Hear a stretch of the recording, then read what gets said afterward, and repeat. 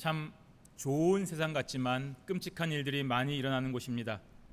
한 주 전인가요? 아마 이탈리아에서 아주 부자들만 사는 동네에서 어떤 사람이 먹을 것을 찾아서 쓰레기통을 뒤지다가 그만 사람의 신체 일부분을 발견을 하였습니다. 그걸로 인하여 이태리 전체가 아주 난리가 났습니다.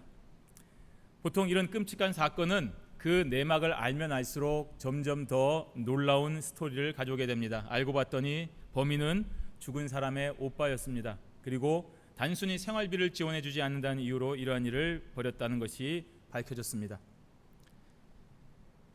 이스라엘에도 이러한 놀라운 일이, 끔찍한 일이 벌어졌습니다. 젊은 여인의 시체 12조각이 그 당시 각각 12지파에 한 덩어리씩 도착을 했습니다. 난리가 났습니다. 그 실상을 알고 보니 그 여인은 한 레위인의 첩이었습니다. 레위인이 첩이 있었습니다. 얼마나 놀랍습니까? 거룩한 제사장의 직무를 수행하는 제사장에게 아내가 아닌 첩이 있다는 사실도 놀랍지만, 그러한 사실을 더 알고 보니 그것을 숨기려고도 하지 않고 공개적으로 그 첩의 죽음에 대한 복수를 하기 위하여 자기 첩을 자기 손으로 12토막을 내어서 각 지파에게 한 덩어리씩 배달했다는 사실이 정말로 더 끔찍한 일이 아니겠습니까? 실상을 알고 보면 더 기가 막힙니다. 이 레위인이 첩을 얻어서 있었는데 그 첩이 이 레위인을 만족하지 않고 다른 남자와 불륜을 저지르다가 그냥 자기 집으로 돌아갔습니다. 그러자 레위인이 그 첩의 집으로 가서 그 첩을 다시 데려오려고 하다가 중간에 베냐민 지파의 한 땅에서 하룻밤을 보내게 되었습니다. 그런데 낯선 사람이 들어왔다는 것을 알고 그 집으로 동네 불량배들이 몰려드는 것입니다. 목적은 쾌락이었습니다. 근데 누구를 요구했을 것 같습니까? 이 첩이었겠습니까? 아니고 이 레위인을 요구했습니다. 무슨 말입니까? 동성애를 하겠다는 얘기였습니다. 점점 갈수록 스토리가 막장으로 가고 있습니다. 그러면 그 집 주인은 손님에 대한 예우로 어떻게 해야 됩니까? 이걸 막아야 되지 않습니까? 근데 어떻게 막았냐면, 이 사람은 그대로 두고 여기 내 딸과 이 첩을 너희들이 가서 마음대로 해라 라고 얘기를 한 것입니다. 참, 그 딸의 입장에서 보면 그게 아버지라고 할 수가 있겠습니까? 그런데 그 불량배들은 전혀 거기에 응하지 아니하고 다 필요 없고 그 레위인 남자를 내어놓으라는 것입니다. 그러자 이 레위인이 자기를 지키기 위해서 어떻게 했는지 아십니까? 자기 첩을 강제로 밖으로 던져버리고 문을 잠가버렸습니다. 참, 이런 일이 일어났습니다. 그래서 그 첩은 자신의 의사와 상관없이 불량배들에게 밤새도록 희롱을 당하고 능욕을 당하다가 기진맥진하여 집에 돌아와서 간신히 문지방 앞에 손을 대고 거기서 죽었습니다. 만약에 미리 발견했으면 살 수도 있었을 텐데 그 레위인은 생사가 궁금하지도 않은지 아침에 일어나서 보니까, 집에 가려고 보니까 그 여인이 죽어 있는 것을 발견한 것입니다. 참 비극적이고 끔찍한 일이 아닐 수가 없습니다. 근데 여기서 끝난 것이 아닙니다. 레위인이 집으로 돌아와서 그 첩의 시체를 12조각으로 토막을 내어서 각 지파로 보내서 여론을 선동한 것입니다. 자신이 당한 일에 대한 대대적인 복수를 하기 위한 것이었습니다. 참 부끄러운 일이 아닙니까? 이렇게 되면 자신의 부끄러운 일이 드러나는데도 불구하고 그것은 상관없고 자신의 죄와 창피한 일은 뒤로 간고 사람들을 선동하여서 복수를 하겠다는 것입니다. 참 예나 지금이나 사람들은 눈앞에 드러난 일로 인하여 흥분하기 마련입니다. 드러난 사건의 진실이나 본질은 보려 하지 않고 감정적으로 그 선동에 휘말리는 것입니다. 그 결과 모든 지파들이 흥분하여서 다 모여서 어떻게 이런 일이 거룩한 이스라엘에게 있을 수 있느냐 하고 군사 행동에 나서서 그 베냐민 지파에게 찾아갔고 불량배들을 내어주지 않고 보호하려 했던 그 베냐민 지파를 완전히 멸절시켜버리기에 이르게 되었습니다. 이러한 끔찍한 결과가 발생하자 그제서야 저들이 아이고, 야, 이거 우리가 너무한 거 아니냐 하고 사태의 심각성을 깨닫게 되었습니다. 그리고 베냐민 지파를 완전히 없애버리지 않고 그래도 다시 살려보자 하는 그런 대책을 강구하기 시작했는데, 그것이 바로 오늘 본문의 내용이 되는 것입니다. 하지만 그러한 방법에 있어서도 저들은 하나님의 뜻은 철저하게 외면한 채 자신들의 소견에 옳은 대로 행하였습니다. 그래서 더 끔찍한 일이 계속하여 발생하기를 시작하는 것입니다. 이처럼 사람은 하나님을 떠나면 반드시 타락하게 되어 있습니다. 내가 부모를 떠나서 잘 살 수 있을 것이다. 아닙니다. 하나님을 떠나서 잘 살 수가 없는 것입니다. 반드시 죄악 가운데서 끔찍하고 타락하게 되어 있는 것이 죄인들인 저와 여러분들의 속성입니다. 또한 그러한 죄악을 저지르고도 하나님과 사람 앞에 진정한 회개하지 아니하고 그 죄를 덮기 위해서 또 다른 방법을 간구하면 더 끔찍하고 더 악한 죄를 불러오게 되는 것입니다. 따라서 오늘 본문의 기록을 통해서 우리는 하나님을 떠난 그 길의 끔찍한 결과를 보고 그와 같은 죄악을 반복하여 계속하여 범하지 아니하도록 영적으로 깨어서 하나님만을 바라보는 현명한 저와 여러분들이 되시기를 바랍니다.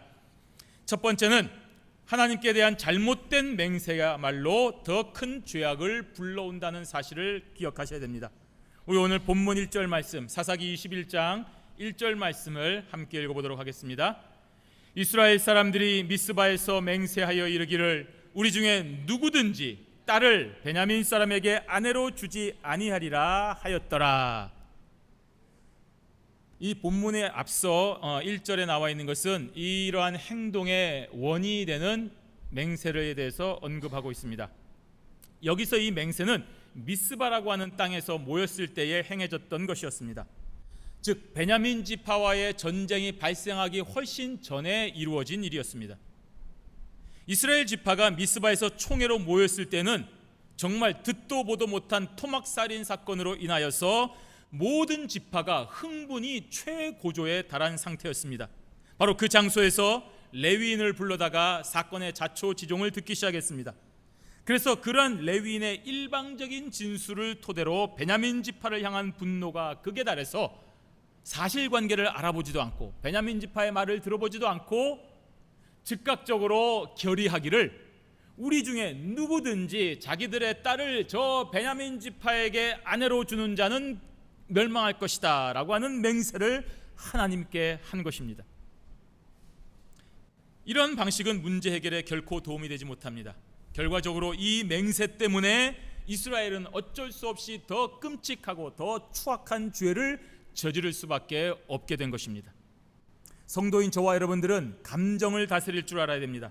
어떤 상황에서도 여러분 한쪽의 일방적인 주장만 듣고 섣부른 결정을 내리면 안 되는 것입니다.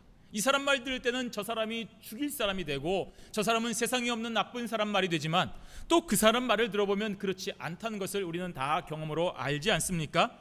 따라서 어느 한쪽의 일방적인 주장을 듣고 흥분이 되고 감정의 고조가 되지만 그럴수록 더 차분하게 우리가 이런 일일수록 양쪽을 다 듣고 어떻게 하는 것이 올바른 것인가 하는 현명한 결정을 내릴 수가 있어야 되는 것입니다. 그런데 그러지 아니하고 그 사람의 주장만 듣고 야, 그 사람 그럴 수가 있느냐? 우리 하나님 앞에 맹세하기를 저 사람에게 우리가 복수할 때까지 절대로 먹지도 말고 마시지도 말자 하는 그런 흥분된 결정으로 맹세하면 안 된다는 것입니다. 오늘 이스라엘 백성들은 한순간의 감정에 휩싸여서 돌이킬 수 없는 결과를 목도하고 그제서야 하나님께 자신들이 잘못된 맹세를 했다는 것을 깨닫고 통곡하게 되는 것입니다. 오늘 본문 2절에서 4절까지의 말씀을 우리 한번 같이 읽도록 하겠습니다. 2절에서 4절까지입니다. 백성이 베델에 이르러 거기서 저녁까지 하나님 앞에 앉아서 큰 소리로 울며 이르되 이스라엘의 하나님 여호와여 어찌하여 이스라엘에 이런 일이 생겨서 오늘 이스라엘 중에 한 지파가 없어지게 하시나이까 하더니 이튿날에 백성이 일찍이 일어나 거기에 한 제단을 쌓고 번제와 화목제를 드렸더라. 아멘. 어떤 배경을 모르고 이러한 부정을 보면 지금 이스라엘 백성들이 회개하고 통곡하고 있구나, 또 아침 일찍 일어나서 하나님 앞에 예배를 드리며 참회하고 있구나, 이렇게 우리가 좋은 방향으로 받아들일 수가 있습니다. 하지만 내용을 알면 전혀 그렇지가 않습니다.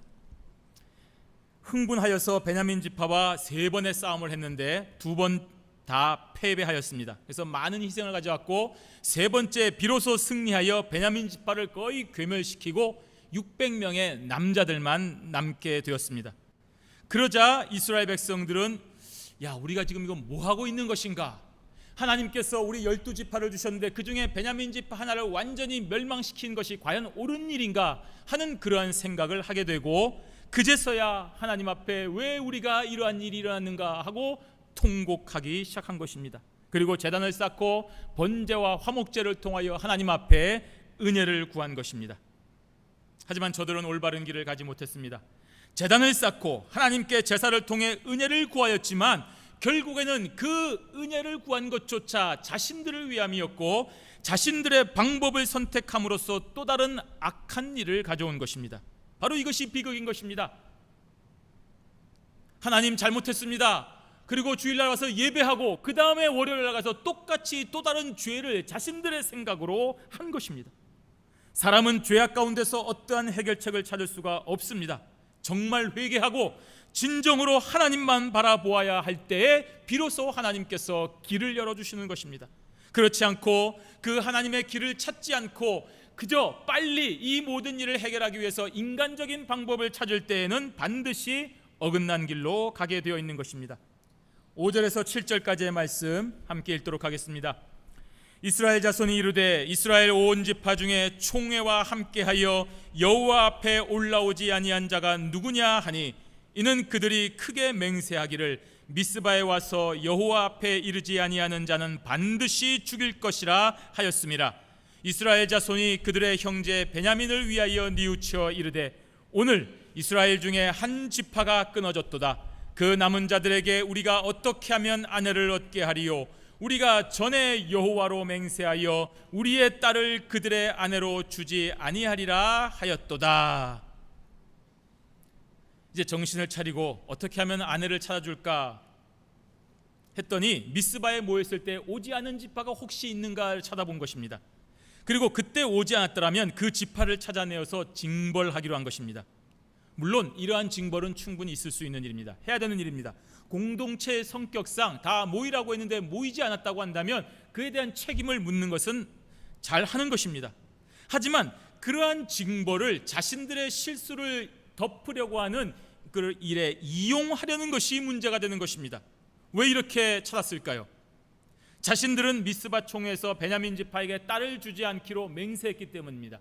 여호와 앞에 맹세했기 때문에 만약 자기들의 딸을 베냐민 지파로 주면 자기들은 여호와 앞에 죽어야 되기 때문에 그런 것입니다. 하지만 그 총회에 참석하지 않은 자들은 그러한 맹세에 동참하지 않았기 때문에 저들에게 딸을 줄 수 있는 것입니다. 자신들의 실수를 정직하게 회개하고 하나님 앞에 용서를 구한 것이 아니라는 것입니다. 그리고 다른 방법을 찾은 것입니다. 그것이 바로 인간적인 생각입니다. 그 결과 더 큰 죄악이 나옵니다. 8절에서 11절까지의 말씀 함께 읽습니다.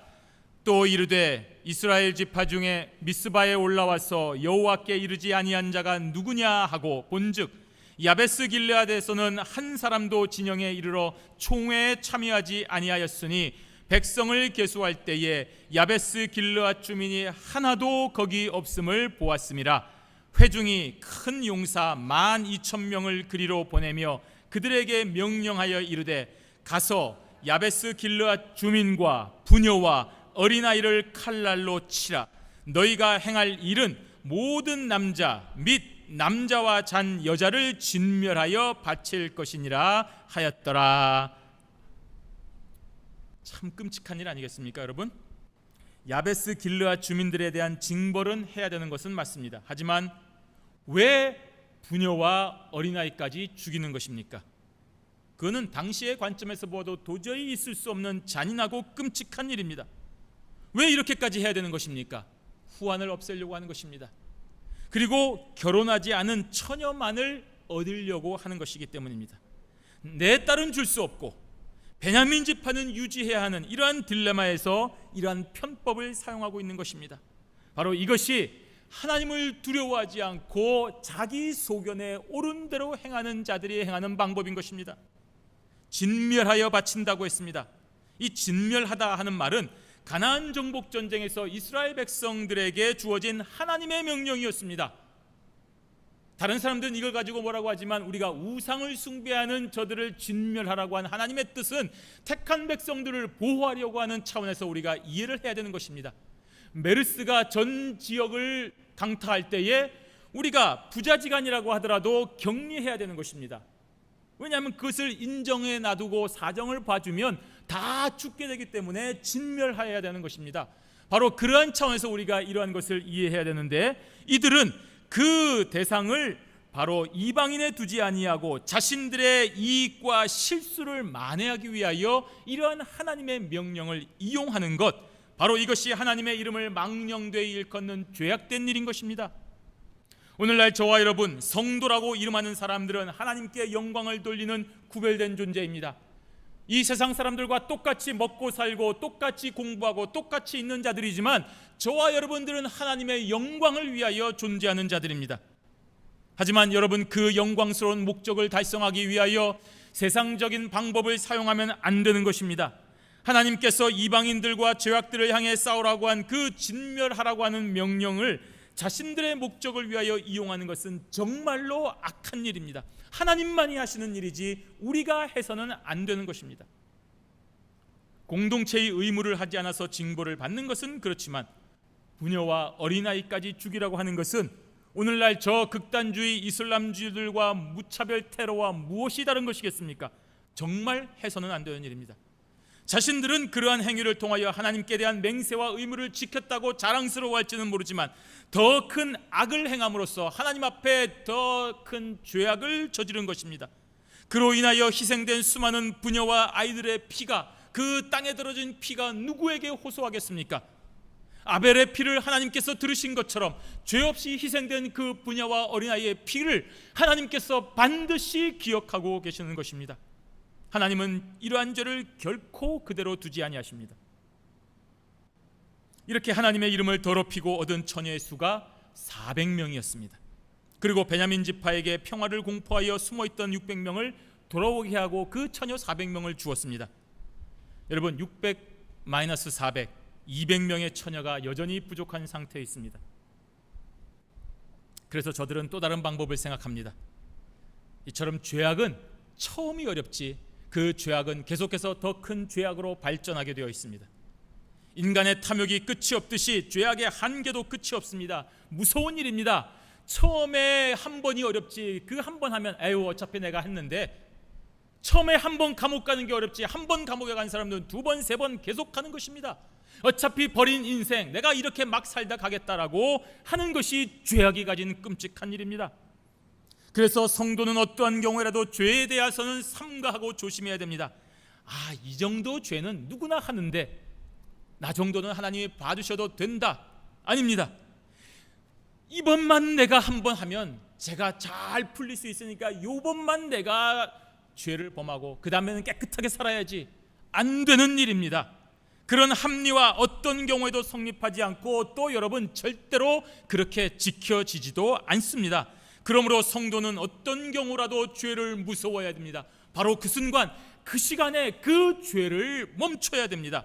죄를 멀리해야 됩니다. 어떤 이유로도 합리화해서는 안 됩니다. 내가 요것 때문에, 내 가족 때문에, 내 명예 때문에 두려워서 이것을 허용하면 그것이 결국에는 더 큰 죄를 가져오게 되는 것입니다. 차라리 내가 지금 굶어서 죽을지언정 여기서 멈추겠다고 하는 비장한 각오를 하지 아니하면 우리는 오늘 이 이스라엘 사람처럼 더 큰 죄악을 저지르는 끔찍한 범죄자가 되고 마는 것입니다. 두 번째로, 죄악에 대한 합리화, 또 다른 사람을 죄에 빠뜨리는 결과를 가져옵니다. 자신들의 맹세를 어기지 않고 베냐민 지파를 살리려는 노력에도 불구하고 여전히 200명의 처녀가 부족합니다. 자, 어떻게 했겠습니까? 이스라엘 사람들은 멈추지 않고 또 다른 방법을 생각했습니다. 우리 19절에서 21절까지의 말씀을 함께 읽어보도록 하겠습니다. 또 이르되 보라, 베델 북쪽 르보나 남쪽 베델에서 세겜으로 올라가는 큰 길 동쪽 실로에 매년 여호와의 명절이 있도다 하고 베냐민 자손에게 명령하여 이르되 가서 포도원에 숨어 보다가 실로의 여자들이 춤을 추러 나오거든 너희는 포도원에서 나와서 실로의 딸 중에서 각각 하나를 붙들어 가지고 자기의 아내로 삼아 베냐민 땅으로 돌아가라. 이거 두 번째 방법입니다. 첫 번째 방법은 그래도 우리가 만약 이해한다면 죄를 저질렀으니까 그렇게 하고 뭐 한다 치지만, 두 번째, 실로에 살고 있는 여자들에게 무슨 죄가 있습니까? 아무것도 없습니다. 이 실로는 가나안 정복 초창기에 정치적으로, 군사적으로, 종교적으로 중심지가 되는 그런 도시였습니다.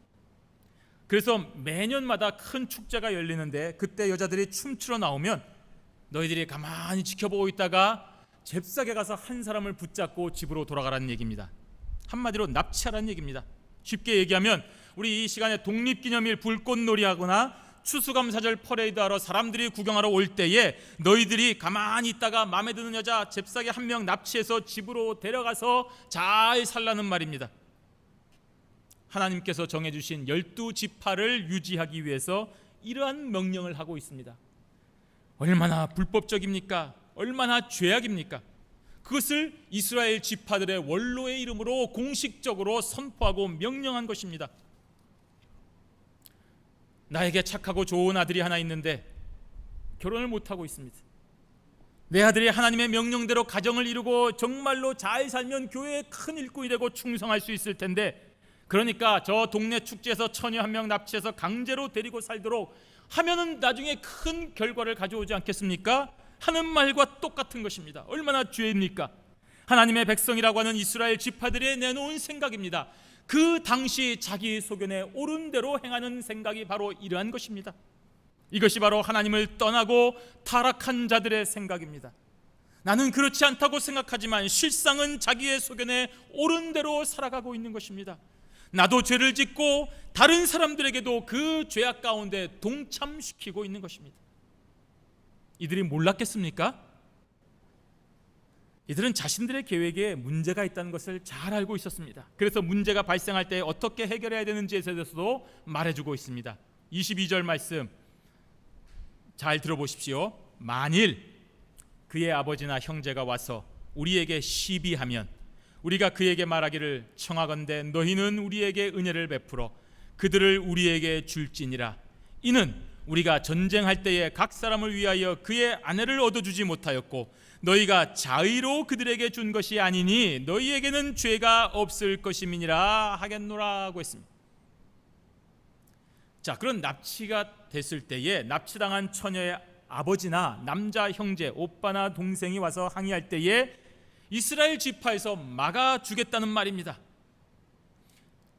전쟁에서 이기고 그 부족의 처녀들을 잡아가서 아내로 삼는 그 당시의 관행대로 한 것이 아니고 하나님께서 주신 지파의 보존을 위하여 그렇게 한 것이니 너희들이 좀 은혜를 베풀어서 용납하여 주라고 설득을 대신해서 해줄 테니까 너희들 걱정하지 말고 잘 가서 빨리 그 법대로 하나 납치해서 잘 살아가라는 말입니다.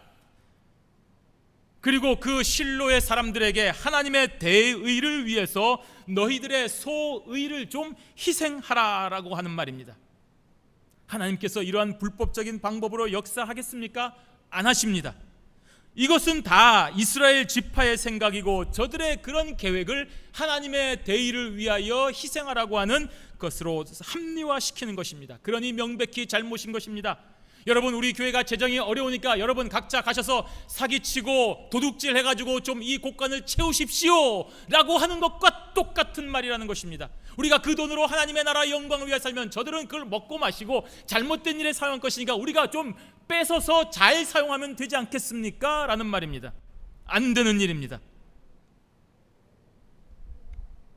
그리고 자의로 그들에게 준 것이 아니니 너희에게 죄가 없을 것이다 라고 안심까지 시켜주십니다. 무슨 말이냐 하면 혹시라도 자기 딸들을 베냐민 지파 사람들에게 아내로 준 것 때문에 우리 지파도 미스바에 가서 다 그런 맹세를 했는데 우리 딸을 주었으니 이제 그 딸도 잘못되겠지만 우리 지파도 여호와 하나님 앞에 범죄함으로써 저주를 받지 않겠느냐는 그런 걱정을 할 때에 걱정하지 마라. 너희들이 자의로 준 것이 아니라 우리로 인해서 이렇게 강제로 된 것이니까 너희에게는 죄가 없다. 안심까지 시켜주고 있습니다. 얼마나 악한 일입니까? 그래서 이 큰 죄악된 행위를 눈 감아주고 넘어가도록 만든 것입니다. 이렇게 인간의 생각과 계획을 실행하면서 그 결과에 따른 책임도 면해주는 교만한 모습을 통해 실로 인간들의 죄악에는 한계가 없다는 것을 잘 보여주고 있습니다. 현대인들은 돈과 명예와 권력을 손에 쥐기 위해서는 어떤 파렴치하고 악한 행위도 마다하지 않고 있습니다. 보십시오. 인종을 차별하는 그 말도 안 되는 일들이 이 미국 땅에서 일어나고 있는데 정치가들은 자기의 목적에 맞게 그거를 이용을 하고 있지 않습니까? 분열을 조장하고 그런 사람들을 또 내세우고 또 그것을 마침 공격의 기회로 삼고, 이것이 이 땅의 사람들의 모습인 것입니다. 심지어는 하나님의 말씀조차 자신들의 입맛에 맞도록 조작하고 마음대로 그것을 해석하여 정당화하고 있는 것입니다.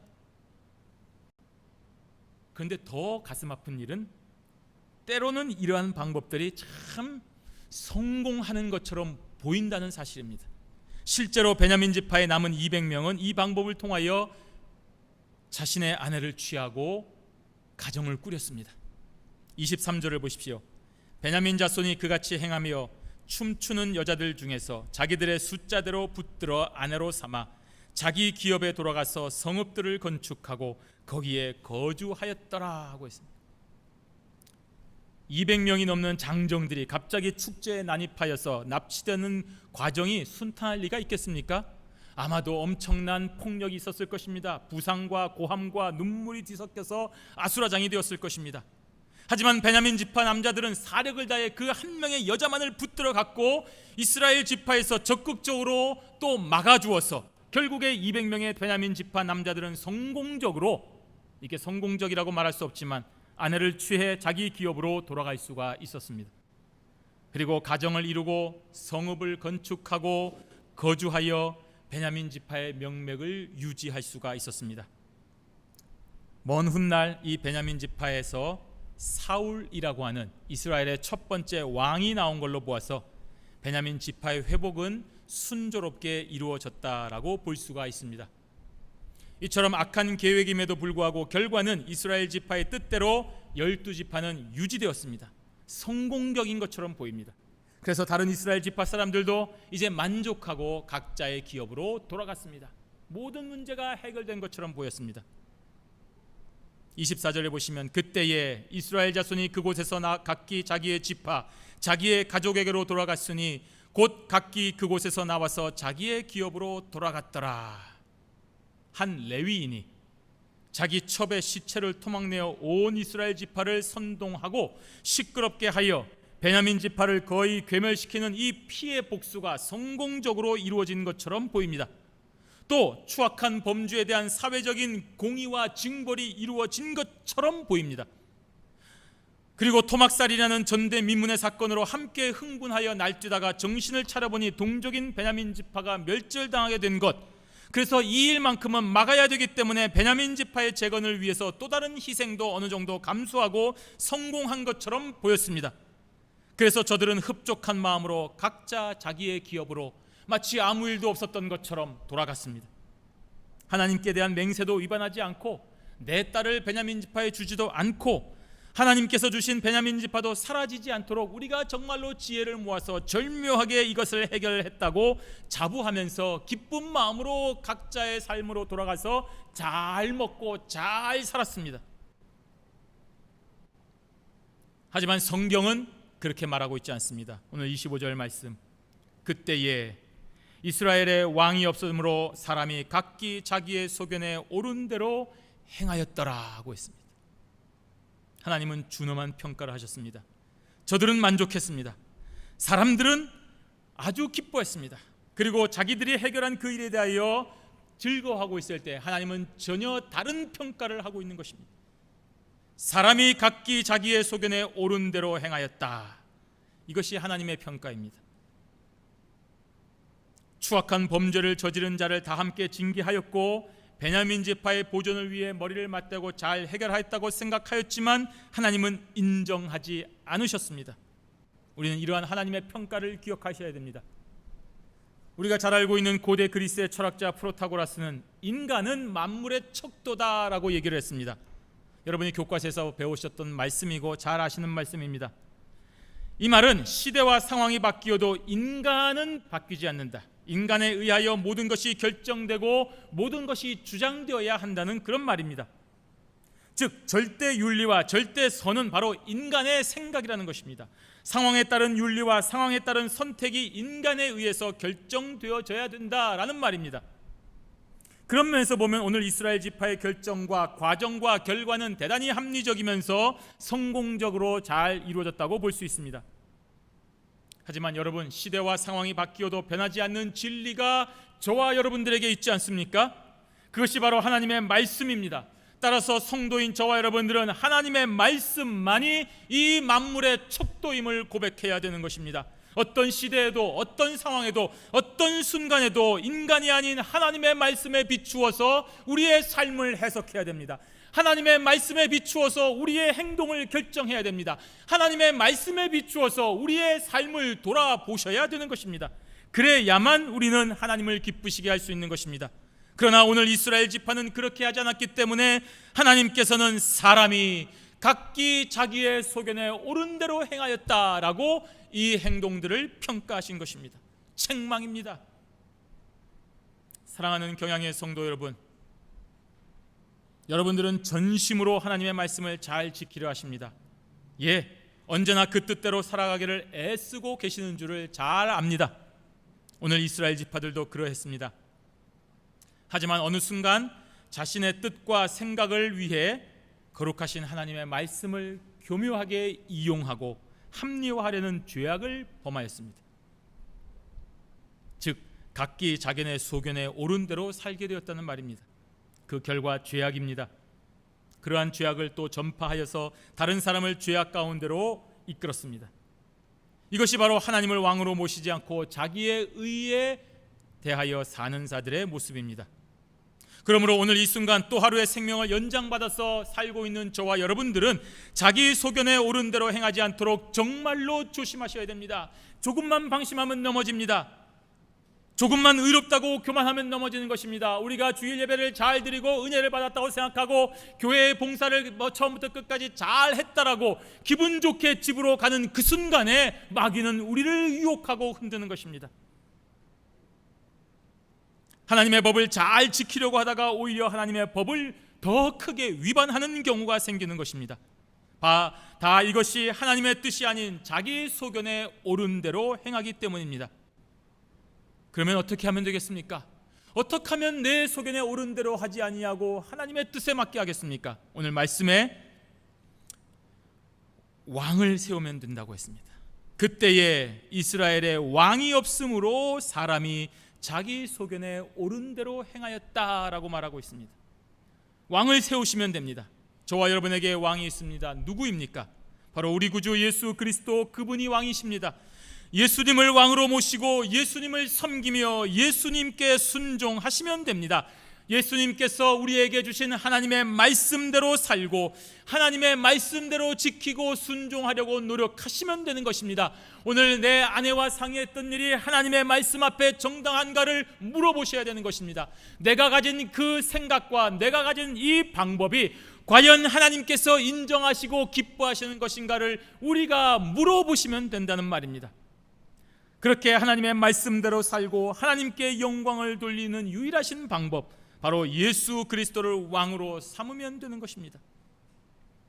예수님을 믿고 그 십자가를 따라 그 길을 걸어가면 진리 가운데 거하게 되는 것입니다. 예수님은 시대와 조건에 따라서 변하지 않습니다. 예수님은 그 당시에 용서해 주셨는데 오늘은 용서해 주지 아니하시고, 그 당시에는 책망하셨는데 오늘은 책망하지 아니하고, 그렇게 변하시는 분이 아닙니다. 그 당시에 예수님은 나라가 없었기 때문에 이렇게 말씀하셨지만 오늘 이 시대에 나라가 있는 이 시대는 또 다른 말씀을 하시는 분이 아니십니다. 예수님은 진리이시기 때문에 시대가 변하고 상황이 변하여도 절대로 예수님이 가지고 계시는 진리는 변하지 않기 때문에 오늘 저와 여러분들은 우리 구주 예수 그리스도를 따르면, 항상 그분의 법도대로 따르시면 우리는 결코 자기의 소견에 옳은 대로 행하는 어리석은 길로 가지 않는 것입니다. 오늘 이 순간 우리는 진지하게 과연 내 마음의 왕은 누구인가? 내 남편인가? 내 의인가? 정말 자신을 돌아보셔야 됩니다. 하나님의 말씀만이 우리의 기준이 되어야 되고 하나님의 말씀만이 우리의 삶의 척도가 될 때에 저와 여러분들은 오늘 이 이스라엘 백성들처럼 결코 나쁜 길, 하나님께 죄악을 범하는 길로 가지 아니하고 올바른 길로 갈 수가 있는 것입니다. 그렇게 살아갈 때에 저와 여러분들에게는 자기 소견에 옳은 대로 행한 것이 아니라 하나님께서 기뻐하시는 영광된 길을 걸어갔다라고 하는 놀라운 평가가 내려지는 것을 기억하셔야 됩니다. 바로 이러한 분명한 사실을 믿으시고 우리 구주 예수님을 왕으로 모시고 하나님의 말씀대로 살아가는 저와 여러분들이 되시기를 주님의 이름으로 축원합니다. 아멘.